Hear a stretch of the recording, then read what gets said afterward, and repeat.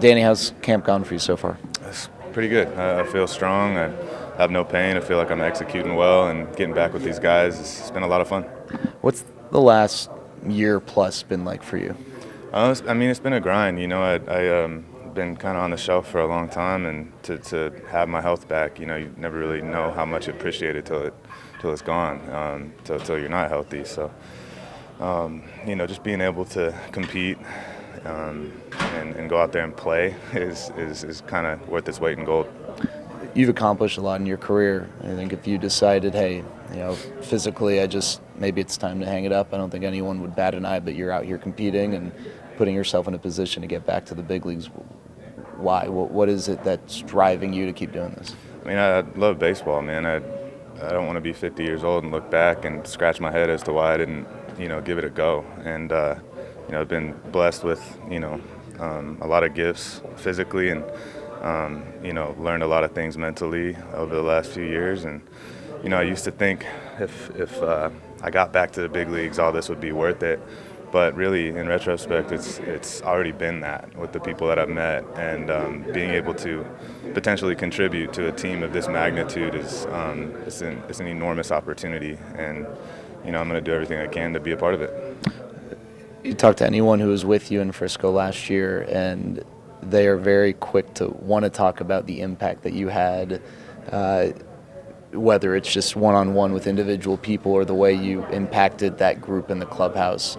What was it about that experience that was rewarding for you? That group made it easy. They incentivized, being there and being present and showing up for the grind of it all. And, I appreciate that people speak that way of me, but, they made just as much of an impact on me. There's some kids that have repeated AA that I'm huge fans of, the way they carry themselves. They're beyond their years. They love baseball. They're not salty. And it was refreshing to be around a young group again. Carlos Cardoza is just unbelievable leader, and being around those guys was a lot of fun. So that's the part that I talk about when I say this has already been worth it. I've taken just as much from them as they say they've taken from me. You came up as a starter, and majority of your career has been as a starting pitcher. How have you adjusted to maybe having a different role or having multiple roles perhaps with this group, or maybe not even knowing exactly where the fit might be, from day to day? Yeah, it hasn't really been much of an adjustment. I just kind of come in and whatever Mad Dog's got for me, I'll be ready. You could tell me day of what we're doing, and I'll definitely make the adjustment. So went to Puerto Rico this winter to prove that I could start to myself to take that kind of volume, but also in the back of my mind knowing that a bullpen spot is going to potentially be a need as well. So I could do both. I don't feel as though either role is better for me. I feel like I can excel in both. If they need volume, then I'll give you innings. If they need leverage, then I'll get the outs. And that's kind of the way I view this opportunity.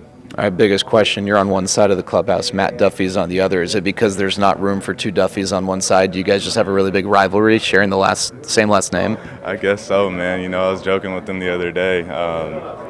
Wanted to be the first Duffy to win a World Series, and they beat us in 2014.